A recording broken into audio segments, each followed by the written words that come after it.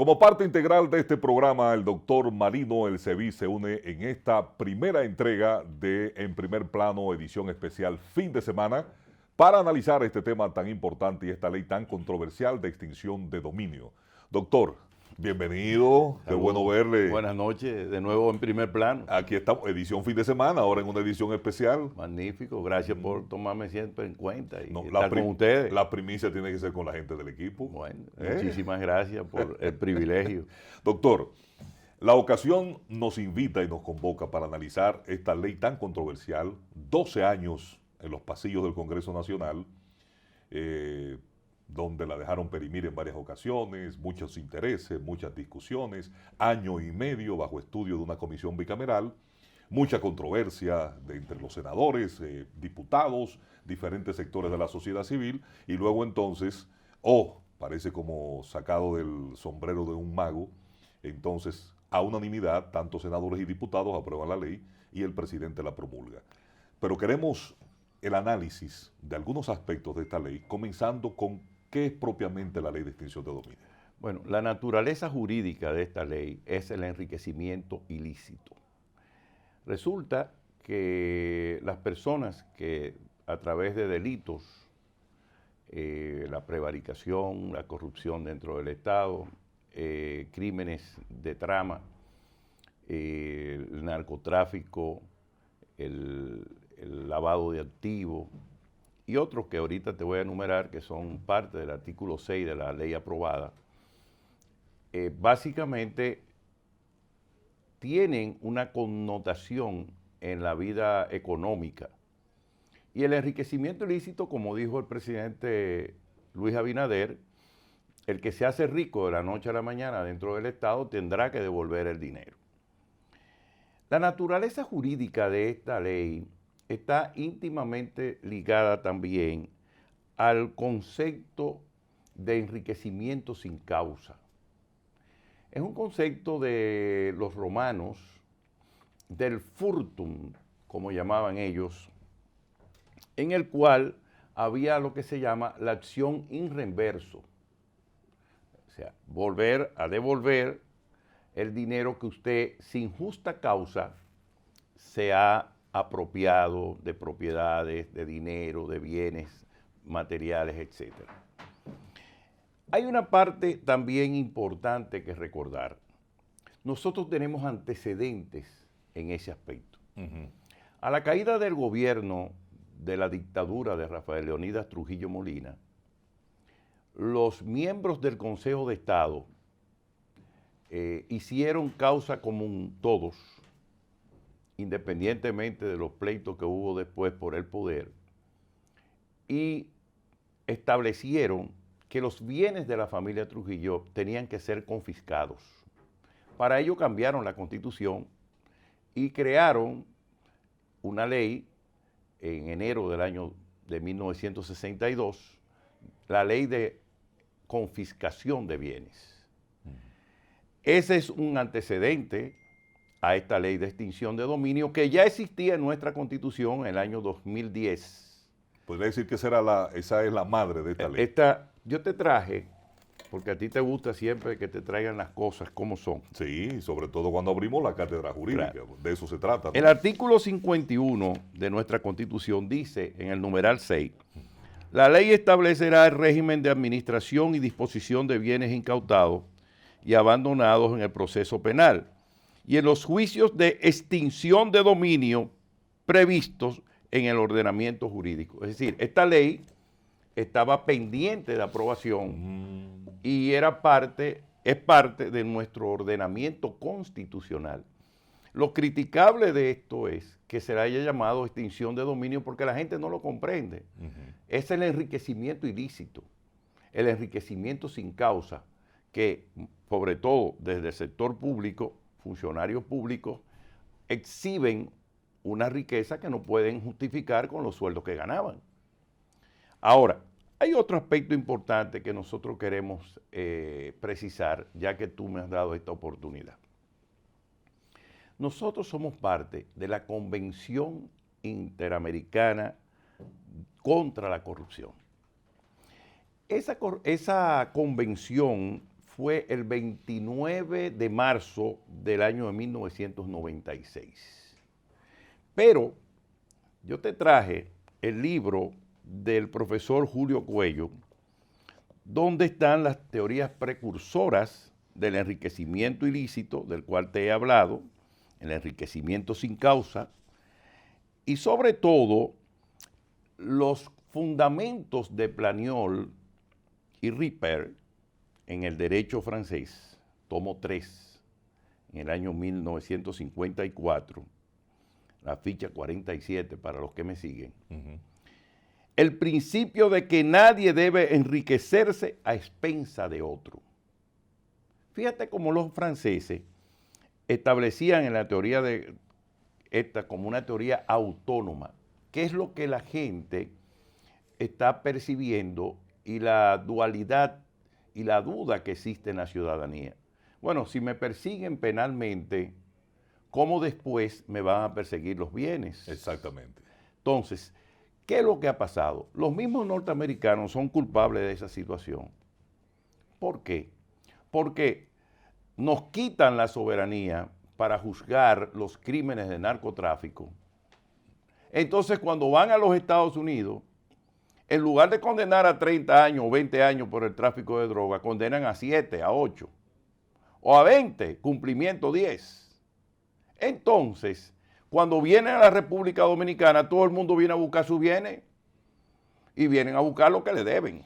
Doctor, pero sobre la base de que ya ellos cumplieron allá y pagaron allá. pagaron. Y es verdad, no pueden ser juzgados 2 veces por la misma causa. Doctor, usted dice que nos quitan la soberanía. Sí. ¿No será que le entregamos nuestra soberanía? Bueno, vamos a pensar que nos quitan porque yo soy dominicano. Pero en definitiva, cuando el Estado parte cede a un nacional para que se juzgue en un territorio extranjero, lo que hace es el Estado que lo acoge y lo persigue, es juzgarlo conforme a sus reglas y sus leyes. Que hay un problema grave ahora en los Estados Unidos. ¿Cuál es? Porque hay muchos estados que permiten ya el uso de droga. Sí. Entonces, ¿en qué estado lo van a perseguir?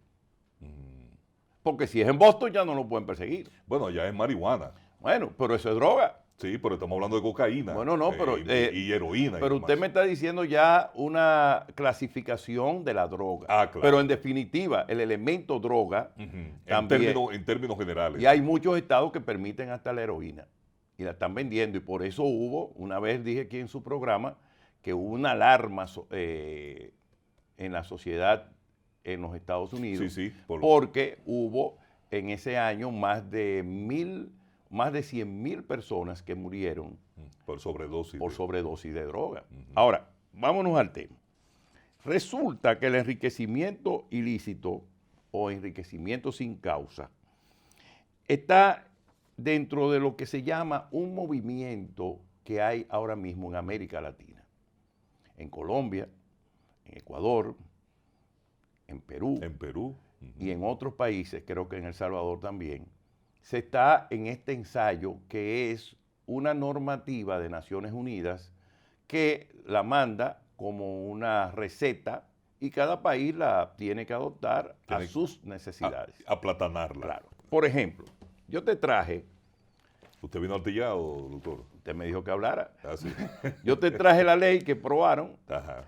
Y te traje la ley alternativa que sirvió de base para que, como bien tú dices, el diputado Pacheco pudiera establecer ese consenso que le dio a la ley la normativa de ser una ley con la mayoría de las 2/3 partes de la aprobación en ambas cámaras. Te decía esto porque, vuelvo al libro, el artículo 112 de nuestra Constitución habla de las leyes orgánicas. Las leyes orgánicas son aquellas que por su naturaleza regulan los derechos fundamentales. Entonces, se había dicho que la ley tocaba el derecho de propiedad. En principio había una disyuntiva porque tocaba incluso se aprobó en el Senado como ley ordinaria. Como ordinaria, pero fue una primera señal que dio Eduardo Estrella de que la ley tenía que ser diríamos, valorada en la Cámara de Diputados y llegó. Y fíjate que la valoración, cuando fue reestructurada, fue aprobada también en forma orgánica por ambos hemiciclos. Y el derecho a la propiedad el derecho a la propiedad es un derecho fundamental, pero también está en juego el tema de la presunción de inocencia, que va a tener que ser, diríamos, valorado en estos procesos. Y también yo diría que está en juego, por la naturaleza jurídica del tema, los mecanismos que establecen ese derecho de propiedad y el modo de adquirir esos bienes. Fíjate, en el fondo lo que decían los romanos, sobre todo el Código de Justiniano, estaba ligado a los actos jurídicos y los vicios del consentimiento. ¿Por qué? Porque si tú adquieres una propiedad en forma dolosa, por maniobras fraudulentas, ahí hay un vicio del consentimiento. Entonces, eso es autónomo a la legislación penal.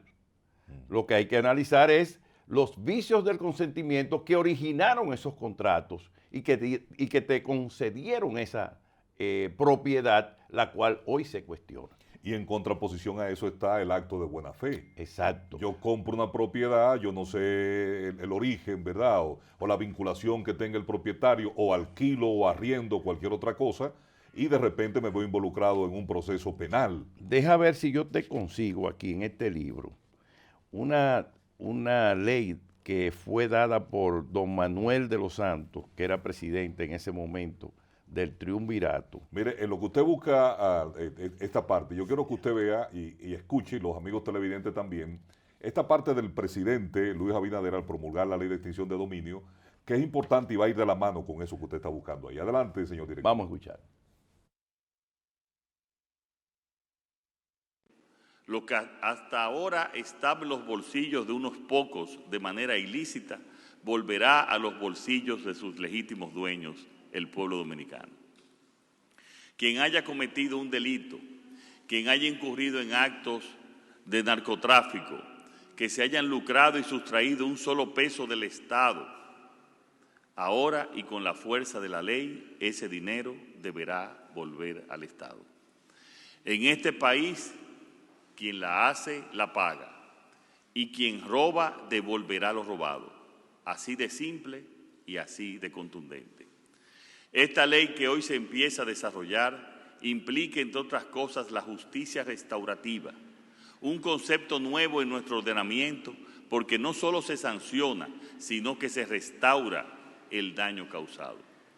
La extinción de dominio es un instituto jurídico dirigido contra los bienes de origen o de destinación ilícita. Como tal, es un instrumento que busca complementar el conjunto de medidas institucionales y legales que estamos adaptando en todos los ámbitos y desde el primer día. Por su naturaleza y alcance, se constituye en un mecanismo novedoso y una respuesta eficaz contra la corrupción organizada, el narcotráfico y otros ilícitos, ya que se enfoca exclusivamente en la persecución de toda clase de activos que integran la riqueza derivada de la actividad delictiva. Bueno, doctor, vamos a hacer una pausa. Cuando regresemos, vamos a buscar esa cita que usted tiene ahí. Claro. Pero yo quiero que usted me aterrice esto.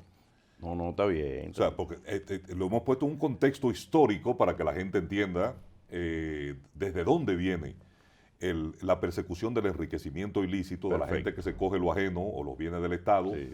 Cómo esto tiene un principio tras la caída de la dictadura de Trujillo, y luego entonces ahora tenemos una ley de extinción de dominio. Pero vamos a ver cómo manejamos todo esto en la actualidad.